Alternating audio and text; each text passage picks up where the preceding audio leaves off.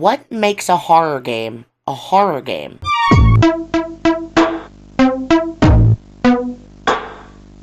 Is it themes of loneliness and helplessness in facing seemingly insurmountable odds? Or is it something more simple, such as the lighting or the score? Does it need a monster? Does it need to increase your heart rate? We can trade opinions on this all day, but if you ask me, and by clicking on my video you did, all horror needs to be horror is some unknowable force at work that keeps you on edge with worry, determination, and dread. A unique cocktail of emotions that makes fear such a palpable, quantifiable factor. And to this extent, I believe Luigi's Mansion has all the makings of a horror game, even if it's not scary in the traditional sense. Hello? Hence why it is the perfect game for just a casual Halloween special. Let's get into it. I first laid my eyes on Luigi's Mansion in 2002. I was 3 years old and had just recently been introduced to video games. Nanny, as I called my grandmother, started me with an absolute classic, Super Mario World. This was a life-changing moment. It was like controlling a cartoon. I was super into action figures, and this felt like I got to make toys come to life. No, not like that. After Super Mario World, I moved on to Donkey Kong Country. I had just wrapped up a minecart level before going to sleep. And when I woke up the next morning, there it was. A purple box sitting on our metal entertainment center, right next to our Super Nintendo. With 3 games. Super Mario Sunshine, SpongeBob SquarePants Revenge of the Flying Dutchman, and the Holy Grail, Luigi's Mansion. I played the crap out of all 3 of these games, and I still play them, all somewhat regularly, but nothing compares to the time I've put into Luigi's Mansion. It took me a few years because truly I was actually a bit scared of it as a kid. Yeah, I said it. I was scared of Luigi's Playhouse for goth babies. Sue me. But hopefully by the end of this look back you'll understand. We all know, Luigi's Mansion was originally intended for the Nintendo 64, but this is actually kind of a fallacy. By the time it reached the concept it would eventually become, work was already underway on the GameCube, considering it like painting a nursery before actually getting pregnant. They knew it wouldn't be released by the time the living polygon died a quick, unceremonious death.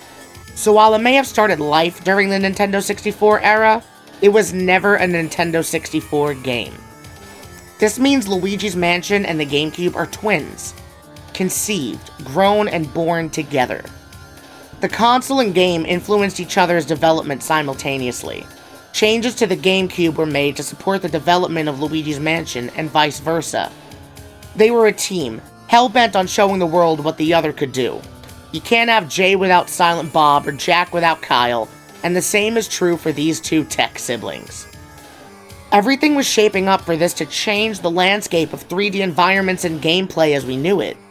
The console used new lighting engines and particle effects, unlike anything we've ever seen up to this point in 2001, to make the titular mansion as immersive as humanly possible. The controls adopted a dual analog setup for more nuanced control, making you feel totally in control of what was happening on screen. All of this work and creativity, however, was met with lukewarm reviews and cynical skepticism. See, the GameCube was the first Nintendo home console to launch in North America without a Mario platform as its headliner. Instead, we got this weird Ghostbusters X Resident Evil style puzzle adventure game starring lanky green brother. People apparently didn't want this, and Super Mario Sunshine was still about a year out. Fans criticized the unconventional launch strategy and complained that the game was too short to be worth getting a GameCube for. The console didn't fare much better in the following years, being considered a commercial failure compared to its predecessors and its contemporary competitors, the Xbox and the PlayStation 2. Those used DVDs, which were starting to take off as the primary media delivery system. The GameCube also used DVDs, but with a catch. They used proprietary miniature DVDs, which could hold considerably less content. This was done for the sake of piracy protection, but just ended up hurting the console in the long run.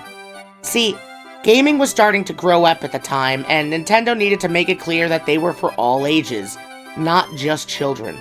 Yeah, good fucking luck doing that with a purple lunchbox that plays tiny DVDs and has a colorful, wacky design on both the console and controller. They were not beating the Alagoogoo Gagagations with the gaming equivalent of a Nachos Lunchable. But that's truly a shame. Luigi's Mansion was written off way before it even got the chance to prove itself. The greatest strength Luigi's Mansion puts forward is its brilliant atmospheric design. The game doesn't just take place in a haunted mansion, the game is the haunted mansion. With all the odds stacked against you, it could feel almost impossible to face this challenge if you were in Luigi's shoes. But how far would you go to save somebody you love? A parent, a pet, a lover, your own brother. In most of the games that make up the Mario franchise, the immeasurable odds are all about scale. The height of the jump, the small stature of the plumber against the larger-than-life threat that is the King of the Koopas, and the distance you must travel to face this adversary. The same can be said about Luigi's Mansion, but with wildly different intentions and execution. The mansion is big, but the space is tight. The cramped, liminal nature of these areas are utilized to make you feel cornered, a claustrophobic kind of dread. As much as you try to hype yourself up against these otherworldly foes, they're not stuck in here with you, you're stuck in here with them. The size of the mansion represents insurmountable odds, while the tight, packed design of the rooms reminds you that you are not in control of the situation. It makes you feel small, vulnerable, completely unable to predict the next hit that'll be inflicted upon you. It's kinda hot, not gonna lie. Anyway, even the sound design assists in this goal, with most of what you're hearing being ambient diegetic sound, the crackling of the pipes around you, the loud collision of your boots against the floor echoed off the walls of the room you're in, the inhuman sounds that seem to be coming from just out of view at all times. It all comes together to put you on edge. Hell, the biggest face button on the controller is dedicated to desperately calling for your brother. Mario! Mario! Mario! Mario! Reminding you of what it is that keeps you pushing through. The game takes this a step further with the soundtrack. The main theme is a combination of a loud, orchestral rhythm section with Luigi nervously humming over it. This is nothing more than a melody that Luigi's using to keep himself grounded and present as to not go insane with fear, like you're hearing his thoughts. The animations do an excellent job at portraying the trepidation in which Luigi is pushing forward. Every fiber of his being is telling him to get the hell out of there. He has to actively ignore his instincts every second he spends in the mansion for the sake of his brother's safety. The greatest example of this is the little cutscene that plays when you unlock a door for the first time. Clearly influenced by the infamous load screens of the original Resident Evil between rooms, this does a lot to sell you the intrigue of what lies in store for you next. The game isn't trying to scare you, it's trying to show you how scared Luigi is. And at this, it does an excellent job. Early on, you meet this game's supporting character. Debuting for the first time, we have Professor Elvin Gadd. Mad scientist, author, paranormal researcher, war profiteer. His role in this game is simple. He's in the mansion busting ghosts. He's too old for it, so when he encounters you, he uses your plight to his advantage and straps you with a couple of his inventions. The Poltergust 3000 and the Game Boy Horror. The Game Boy Horror is basically just a Game Boy Color with Skype and a PDA. It's cute as a button and incredibly versatile. EGAD uses it to get in contact with you, and it contains profiles on ghosts you've caught, money you've collected, your current inventory, and even an incredibly detailed live map of the entire mansion. But the coolest feature is the scan feature, even if it doesn't really make sense. You have to use the cursor to hover over something in first person and press A to scan the object. It would make sense if the Game Boy Horror told you something about your selection, but instead, Luigi will say something about whatever he's looking at. It's basically opinion simulator mode. This isn't to say I don't enjoy this. Far from it. I love getting a deeper look into Luigi's psyche. It's like a character study, but it just doesn't make sense contextually for what it's called. I know I'm overthinking it, but that's my job. I guess in some context it works. Scanning a mirror warps you back to the foyer, and scanning certain holes sucks you into another area. Pause.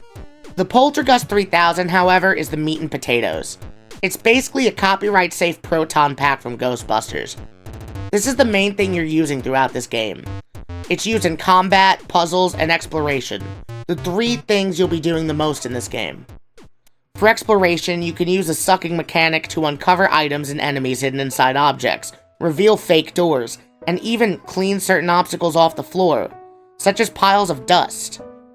The usage is similar for puzzles, except that it also requires the elemental metals you obtain throughout the adventure. These allow you to suck up the elemental spirits of fire, water, and ice. Fire beats ice beats water beats fire. The puzzles in this game are fairly simple, but often tie closely into the combat. Aside from the elemental puzzles, the majority of the other puzzles see you identifying the weak spots of portrait ghosts, and learning the proper way to deal with those rules. Portrait ghosts are basically combat puzzles disguised as mini-bosses. Unlike your standard run-of-the-mill spooky boys, these human-like characters require a bit more depth to take down. This could be anything from waiting for them to yawn, playing hide-and-seek, to giving them pneumonia, abusing the elderly, abusing an infant, and assisted suicide. Not only do you need to try to figure out the correct way to get them to show their hearts, but also try your best not to lose them. I've heard it described as extreme fishing, but with that explanation, it sounds a lot more like dating in your 20s. Yeah, jokes aside, the combat in this game is basically just extreme fishing. And I fucking hate fishing, but I fucking love this game. These fishies can drag you around the room on your ass until your overalls are carpet burned off and your health is draining. They really do not want to go back to their paintings. Some of these assholes even choke you. Yes, straight up choke you. Damn, dude, buy me dinner first. I promise I'm easy after that. What's cool about the combat is how the room designs are all secretly environmental puzzles. The object placement directly is influenced by the behavior of the ghosts that are in the room. This way, it's never just a straight shot that you can cheese by dragging them around with nothing but good timing. You're forced to be aware of your surroundings, even when those surroundings are dark and chaotic. Catching ghosts is how you clear rooms. Clearing rooms is how you obtain progression items like keys, medallions, and dropped items. As you progress, you turn the lights on in the mansion one room at a time, collecting money and ghosts as you go. It's such a simple gameplay loop that gets used to its fullest possible extent. The impeccable game feel combined with the ranking system and short completion time makes Luigi's Mansion infinitely replayable. You can just put it in and knock it out in an afternoon without having to make it a huge commitment. Just pure, unadulterated fun, like dating in your 30s, as from what I hear.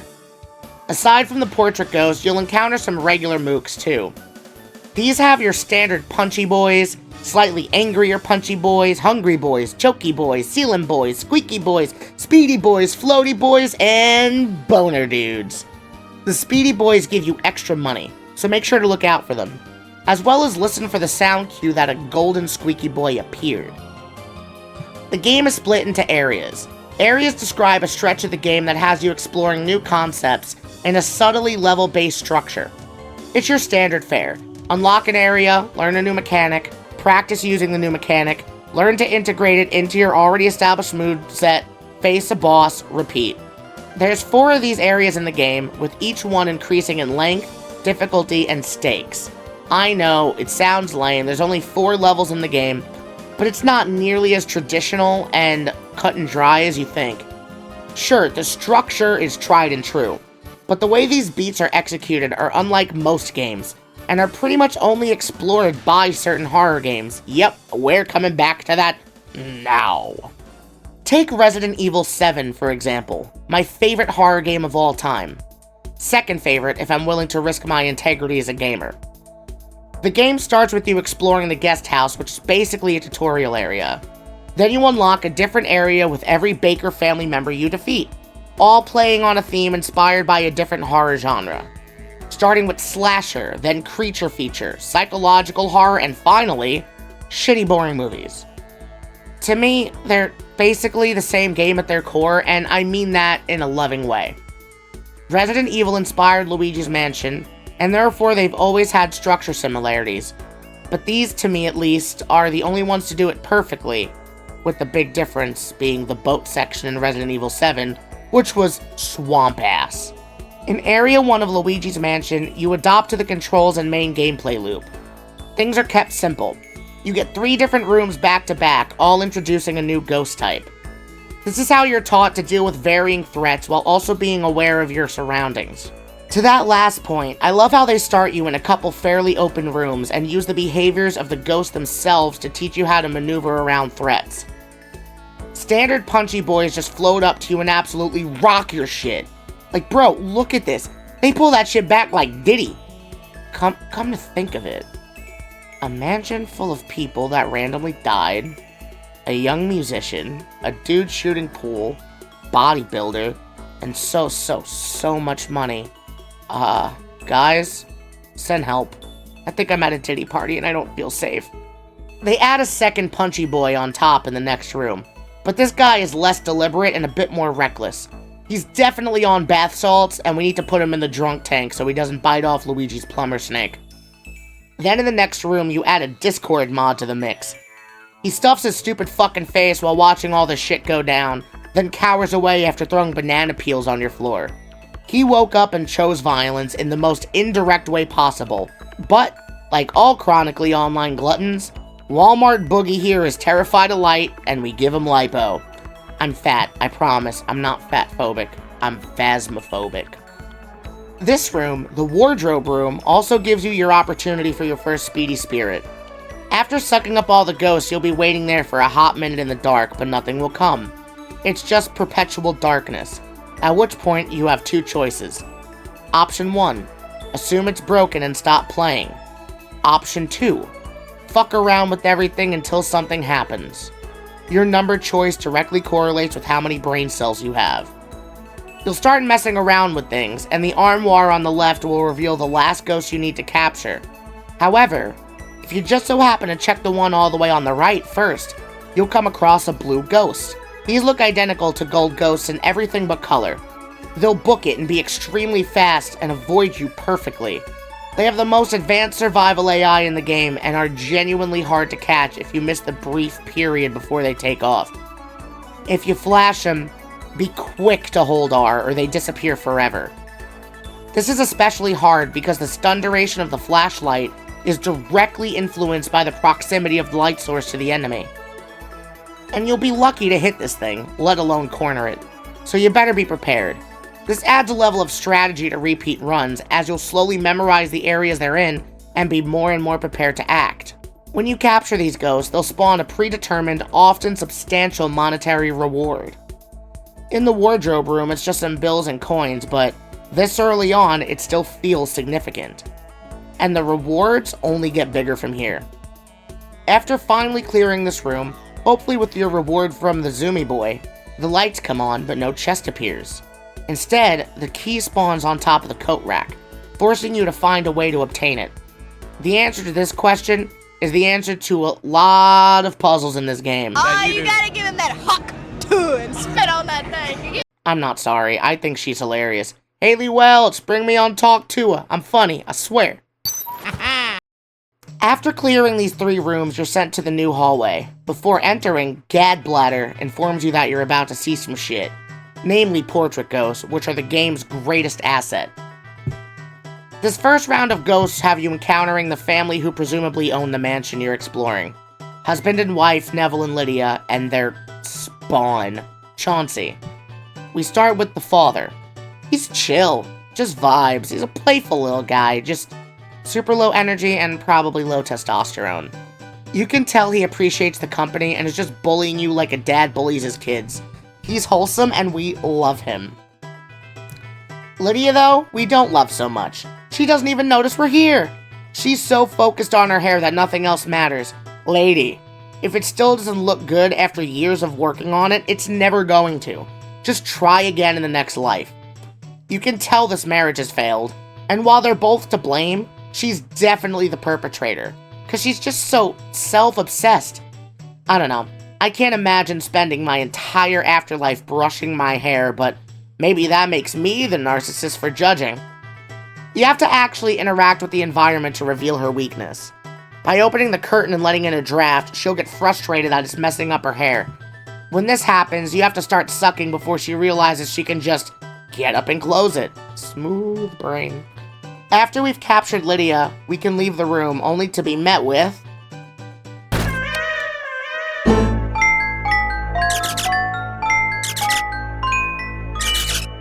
Chauncey serves as the boss ghost of Area 1. We wake him up by playing with his Rocky horse and smack the little fucker into next Tuesday with his own balls. Understandably, he gets pissed at this disrespect, and he shrinks you down to the size of a toy and unleashes a full-on assault.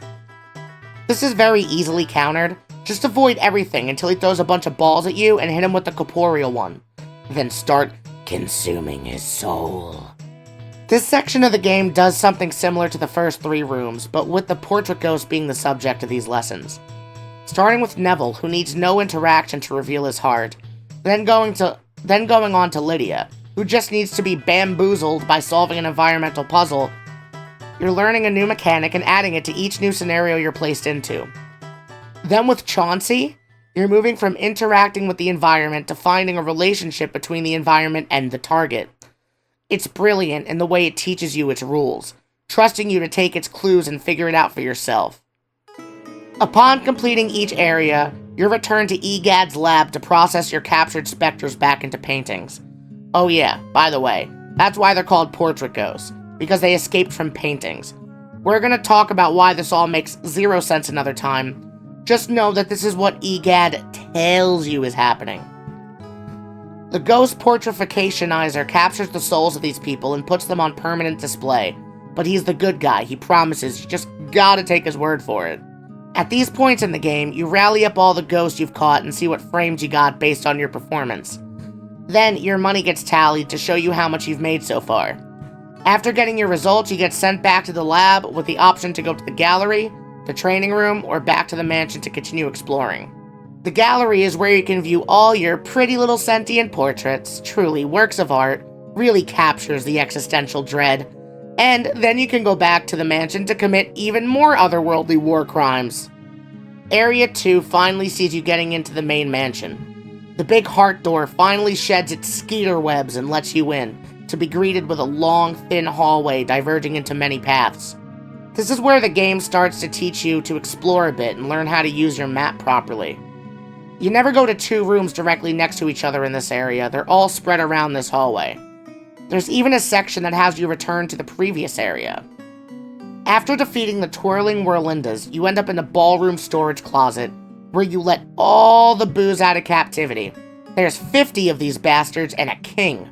They're like wasps, or boobies. Gotta squash these pests. EGAD calls you back to regroup after that traumatizing experience, which sounds nicer than what it really is. A monumental fuck-up.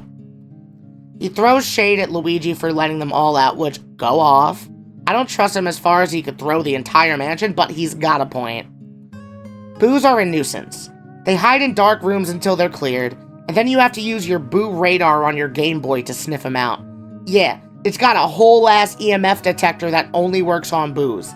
He has so much more history with these dicks than he lets on. Come on. Anyway, they have 0 pull unlike the others. It's less like fishing and more like using a vibrator with dying batteries. Come on, can't this thing go any faster? You keep trying to get the perfect angle, but it's still just so underwhelming. Most times, the moment will escape you and just leave you frustrated as you try to corner it again. And by the time you finish, you wonder why you even put yourself through that to begin with, because it did not feel good. You're then immediately forced to backtrack to collect at least 5 of them before you can continue progressing. I'm okay with how they did this, because it's cute.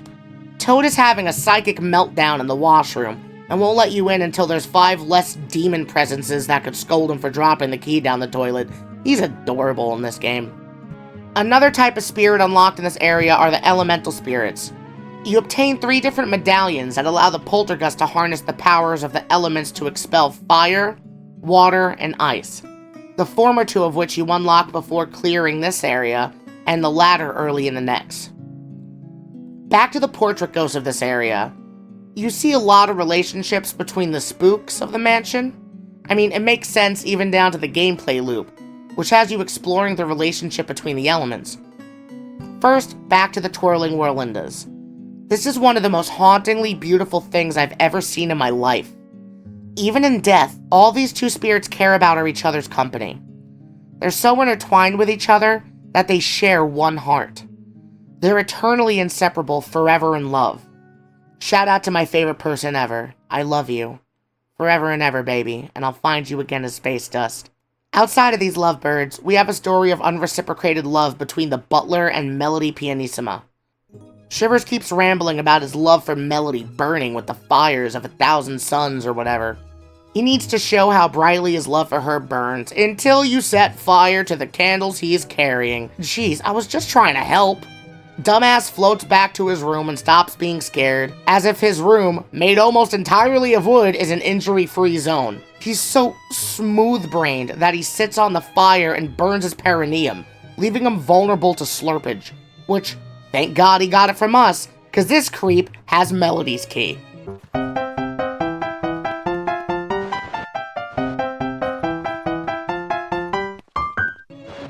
Melody is completely oblivious to Shiver's yearning because she has a love of her own. The arts. She refused to even acknowledge you until you play a removing piece of music. At which point she basically hits you with the, "Oh, you're a Nirvana fan? Name all of their songs," and starts attacking you with sheet music. She's just mad she's not special. She's so basic and thinks she's quirky and unique. Her favorite Taylor Swift album is probably 1989, and not even the re-record. I had a crush on her as a kid, but nowadays, my heart lies somewhere else in the mansion. My heart lies with Madame Clairvoyant. She's the only one trying to help you for purely unselfish reasons.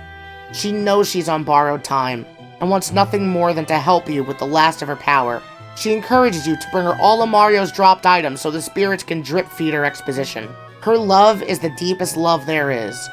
She loves the natural order. She loves the laws of life and death. She loves inner peace. And she just loves what's right.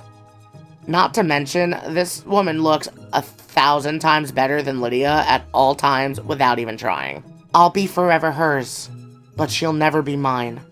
She has more important things to do with her life and afterlife. And I love her enough that I just want that for her. God, I really need to stop letting these bits go this far, but I'm not gonna. Speaking of being in love, we have Mr. Lugs and his mountain of cornmeal. And honestly, same. You have to suck up his servants or they'll keep topping him off with more. Homie ate himself to death and still wanted more. That must be the best fucking muffin anybody's ever had. But it's definitely no surprise that his main method of attack is acid reflux. Actually, this is what I look like when I'm rapping. See it, need it, keep this shit between us. Beats like a drunk of lyricism, music Venus. Rhythm with inside, running blood up in my penis. The game's codependent, niggas don't play as if only cause I'm not a beater, only cheating when it's up to. So a grand, look at the money follow. No money back to smoke, you just create them morals. I don't play no game, I bring my level to the stars. He's an optional encounter, so unless you're going for 100%, leave him alone. Homie's just hungry. The room next to him, the kitchen, is honestly going through it right now. The door is straight up on fire! How did this happen? How was it not spread? How was this even possible? How is it still burning? Well, at least you get the opportunity to put it out once you clear the ghosts in the room. Seeing as you get the water medallion and there's a sink, which begs a question, why didn't anybody use it sooner? This door leads to the backyard where these monsters keep their dog. Look at him. He's permanently on a leash and left outside. It's so sad. This house is huge. You have rooms dedicated to literally just fucking money. Give the dog a warm, comfy place to stay. What the fuck? To get him to show his heart, you gotta get him to bark enough to annoy Mr. Bones. Ghost dog, ghost skeleton, I don't even need to explain that relationship. And finally, the boss of this area, Bogmire. He's basically just Agony from the FNAF franchise. The relationship he has with his environment isn't apparent immediately, until you look at his description. A product of the mansion's fear and despair. He's not sure who to fear or what to despair these days. God, so emo! This is what I thought my insides looked like in middle school when I was listening to Black Veil Brides. But seriously, that's basically word for word what Agony is in Five Nights at Freddy's. And what that means is that Bogmire's relationship to the environment is the environment itself. It's the dread you feel when you're never satisfied. The couple didn't get enough time with each other. The butler never got to have his girl. The musician never wrote her magnum opus. The glutton never felt full. The dog existed to be neglected. That's what this chapter of this mansion is about. Unfinished business, which, yeah, that's Ghost Story 101, but it's told through subtext. Never shoved directly down your throat. It makes you feel what it's trying to portray, rather than telling you what you should be feeling. But just because they never finished their business, doesn't mean that I'm that much of a sucker. You're mine, bitch! Capture the boss, go back to the lab, sit through another cutscene, get your ranking, and it's back to the mansion with you. Area 3 really puts what you've learned to the test. This is where the game starts to divert your expectations just to fuck with you. Really sell that otherworldly vibe. You're granted access to the courtyard, with a lone well in the middle. You hear a familiar voice calling your name, asking you what the holdup is. You travel down and find the most twisted sight you've ever seen. Mario, your own brother, trapped in a painting, fully sentient. And staring proudly at this little pocket dimension, King fucking Boo, the main threat of the game.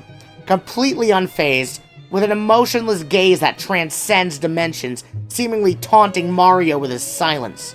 This is actually terrifying in context. This whole game has been about a device that can turn spirits into paintings.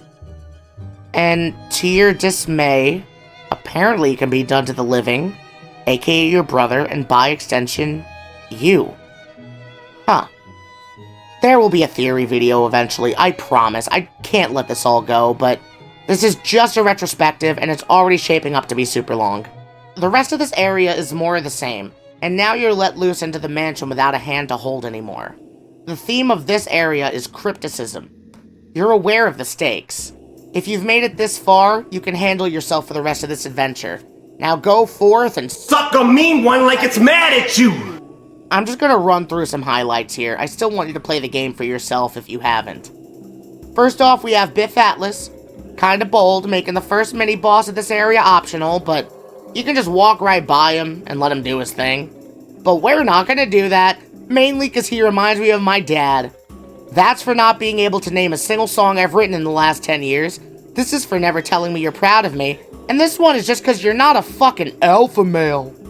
Nana has been knitting her scarf for her entire afterlife and still isn't done. This lady must be providing the BBC with Tom Baker's Doctor Who wardrobe. She's a pretty wholesome lady, if a bit of a troll. She actively threatens you, but in a playful manner. This matches up with the personality described in her diary, where it states she pranked Miss Petunia by throwing ice on her in a hot shower. What a little shit she is. We stan. Speaking of Miss Petunia, check it out. Here we have my potential, and here we have me now. I guess the schools weren't wrong about me, because all I've accomplished in my life is destroying my body. I should do something about that, but Burger King has cheesy tots right now. Maybe later. You're also sent back to the area where you encountered your first portrait ghost to finish off the members of Neville and Lydia's immediate family, the twins. I love their design. Henry drives a little car like Henry Ford, and Orville flies a plane like Orville Wright. Just silly little twins with their silly little special interests. Good guys. They look so goddamn like the same person. I would say to them, you want ice cream cone? Both of them say yes. How in the hell? Ah, here's my favorite part of this area. Astral Freakin' Hall. You enter on the left side, and there's an altar in the middle of a bunch of candles in a circle, as well as another door on the right. If you try to go through that other door, you re-enter the room on the side you originally came in from. It's excellent. It feels inspired by the endless staircase from Super Mario 64. You must complete a set order of events to access the other door. Light all the candles and stand in the middle, and you'll see flames change from red to purple. After this, the doors will lock, and you'll be attacked by Shy Guys and Choky Boys. Clear them out, and you're allowed access to the next room, the Astral Observatory. Look through the telescope at the moon to see a shooting star. And taking its place is a little perch where you can get up close and personal with the shooting stars. Huh, neat. I guess that's a thing. Well, nothing left to see here except... Huh? What's that? How do I get over there? What you have to do is suck up a shooting star and shoot it at the moon to blow it up. This act of cosmic terrorism is rewarded with a new ethereal bridge, allowing you to cross over to the half-moon, taunting you with Mario's star, the last dropped object needed to bring to Madame Clairvoya. This is the part where Mommy Clairvoya finally achieves peace. She informs you of Bowser's presence, even though he had already been defeated, and then asks you to put her back in her painting. She's happiest that way. And while you just found her, and you never want to be without her again, you love her enough to allow her to rest. So you let her go. She was never yours to begin with, but the memories you made with her can never be taken from you. And after finally allowing her to sleep, you're granted the key to the 3rd floor, taking you to the boss, Boolossus. I fucking hate Boolossus. Boolossus is the bane of my existence. I've never hated someone more. When you get down to the last few boos that make him up, they become nearly impossible to hit. I've tried countless strats, even ones I've read about online to try and make this easier going forward, because I've played this game an unhealthy amount of times. Still, no help really. This just sucks. The target's too small, the animations are slow, and the boos move too fast. Sometimes you could get lucky and hit them as they hit you, but then you have to deal with your own recovery animation and hope they stay still long enough. I hate this fight. I hate the boos. This game would be 1,000 times better without them. I mean, look at this shit. When you hit the last 2 areas, their health is so high they have no give whatsoever, and they can escape from room to room. This is genuinely the most annoying thing in this game. This footage is sped up, and it's still super annoying to watch. Imagine how it is to play. Finally starting Area 4 after the worst fight in the game, things don't go as planned. All is going well. You're about to enter the other hallway from the Boolossus balcony, and this happens.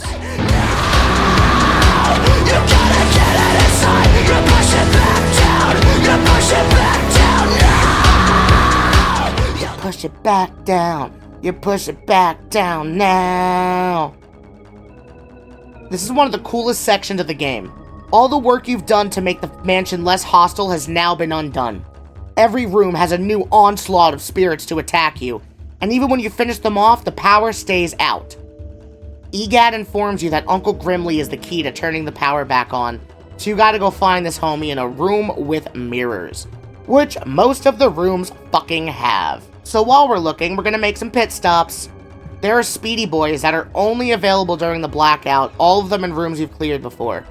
This is fun because you actively have to choose to prolong your helplessness, but the rewards are worth it.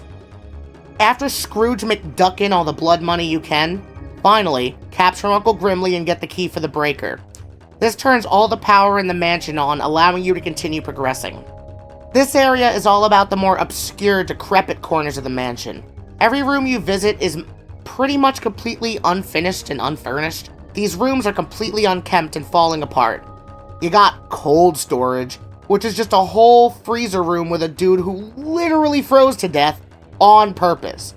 I sleep with the AC on year-round, and I can't even comprehend the level of crackhead that wants to sleep on literal fucking ice. But I love this room because you can do this. Jarvis is one of the quirkier guys in this game. He makes you play Bonkabon with him as he pops in and out of jars. If you win, he gets pissed and you gotta take him out before he does first.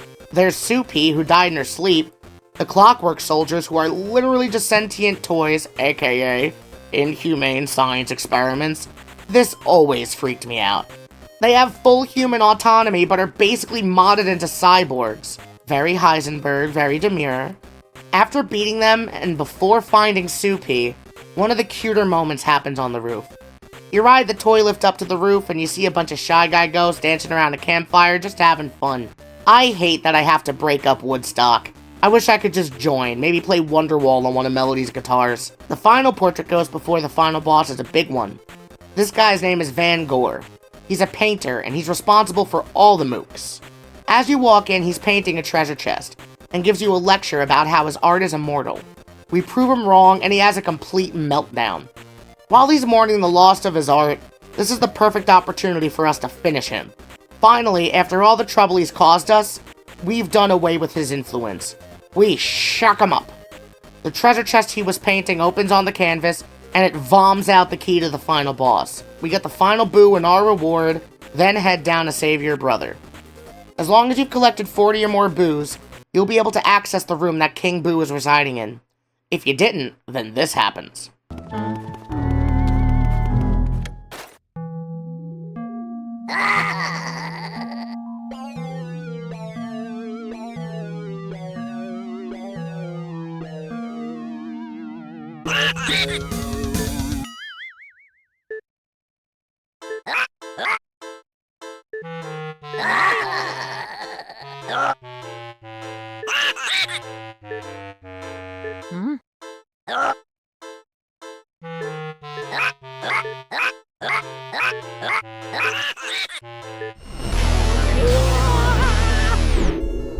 Assuming you've been collecting them fairly regularly, you'll be allowed inside. As you approach, the most haunting theme in the game plays, letting you know things are about to get spooky and dangerous. After a monologue about all the trouble we've given him in the past, he's finally getting his revenge. And now that we're here too, he can't see himself giving up the opportunity for a Luigi painting to match his Mario.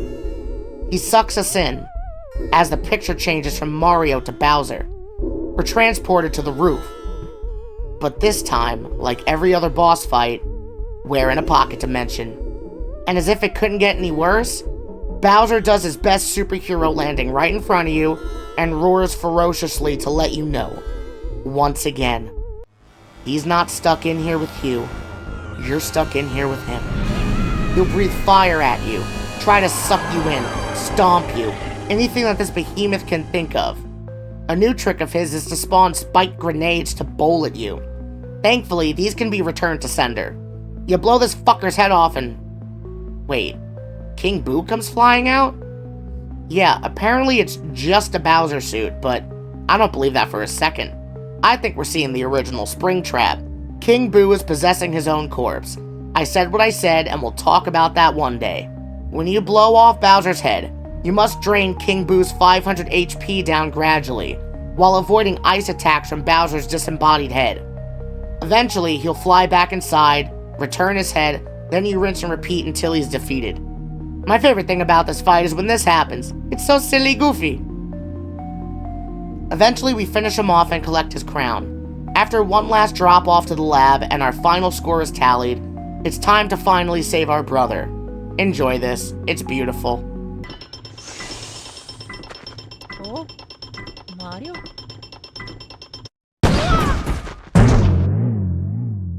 Mamma mia. Oh, oh,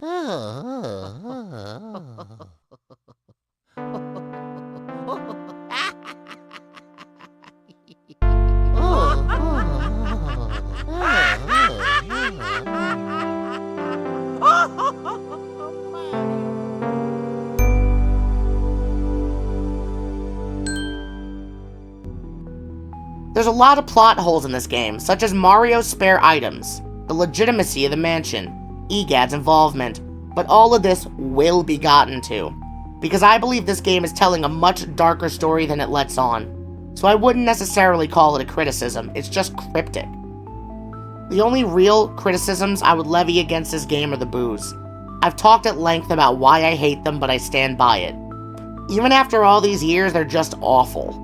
Other than that, I wish repeat playthroughs didn't force you to go back to the lab after certain story beats, and that the boos were free from the get-go. That way, it would truly just become a gauntlet to see how much better you can do. It shows hints of this with the upgraded power of the poltergust, but they didn't take it far enough. I'm not asking for another campaign or for it to be fully open, but if you're willing to cut the intro, why not returning to the lab after the boos are released? Or the call he makes when you first enter the front hallway? or even just letting you skip previously unskippable cutscenes. It could have just been made a lot more friendly for repeats, but hey, that hasn't stopped me from playing through it over 150 times, and I will continue to do so for the rest of my life. This game, despite its few flaws and unfortunate reception, is one of the most wonderful gaming experiences ever created. A love letter to survival horror, serving as a gateway horror game for young fans of the genre. But that doesn't mean it pulls its punches. There's still plenty of more mature themes to be explored in the subtext, creating horror in the questions it doesn't answer, rather than just trying to jump scare you or make you lose sleep. It's the palpable uneasiness that you can feel in the air as you investigate further and further into the mansion, never aware of what you're about to be faced with next. And even after all this time, knowing every single pixel the game has to offer, I'm still finding new things to love about it. Such is the theory I'll be putting together fairly soon on the mansion and its inhabitants. What can I say? I just never want to leave. This haunted mansion haunts me every day of my life, and I would not change it for the world.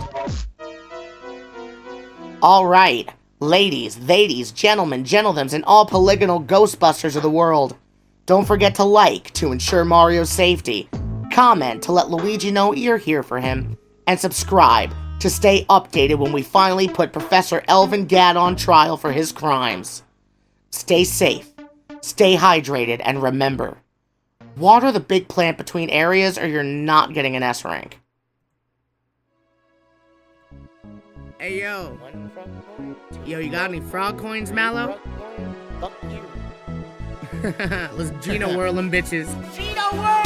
Been playing this role since 3 years old, turning coins from the couch into green and gold. Molded into greatness, hot as rhymes, hard as cold. And I'm told these motherfuckers don't believe I've been dope. I'ma tell you now for you forget this shit again. Yo, a wager on the page, I'm a god with the pen though. I pounce up on these bitches like I'm trying to offend hoes. Empty shells up on the block, my troopers in your friend's home. Suck my fucking dick, bitch, I heard that you was talking shit. I'll cut your fucking kids up on some Anakin Skywalker shit. Yeah, you think you got it going, yeah, you're walking big. How you gonna act so tough while I'm chilling here texting your bitch? Keep the shit up if you feel so inclined, while I bend your girl over, fuck that slut from behind. You can scroll through my gallery if you think that I'm lying, but I'm savage by nature, disrespectful by design. Try and spit the fire, but I'll just walk right past you. Cut the fucking bridge line, burn your fucking ass too. Wanna take a piss to put out the flame that gas you? I'll just hack a loogie and spit on your fucking corpse pew. If that shit offends you, I don't think I ever asked you. I'll stand over your body and continue to just stab you. See it, need it, keep the shit between us. Beats like a drug, the lyricism intravenous. Rhythm lives inside, bringing blood flow to my penis. Game's codependent, needs us, though we players, it won't leave us. I'm not a beater, only cheating when it's auto. Bitch stole a grand, kicked her at the Monte Carlo. You don't wanna catch a smoke, you just quit it, them Marlboros. I don't play no games, I raise my level to the stars. Yo, I'm hot, 267 555 push you off your feet into the water, raper waving dope. Pop up at the mouth like I'm sipping coke and Mentos, but when I race in my Betty Bug, I don't fuck with bendels. I'm not fucking with your shit, oh na na na na na. You say you fire, motherfucker, Kamehameha. Haters keep on talking that blah blah blah on God, but I ride up on a Yoshi screaming motherfucking world star. Claim it's a mistake, but I won't clean a slate.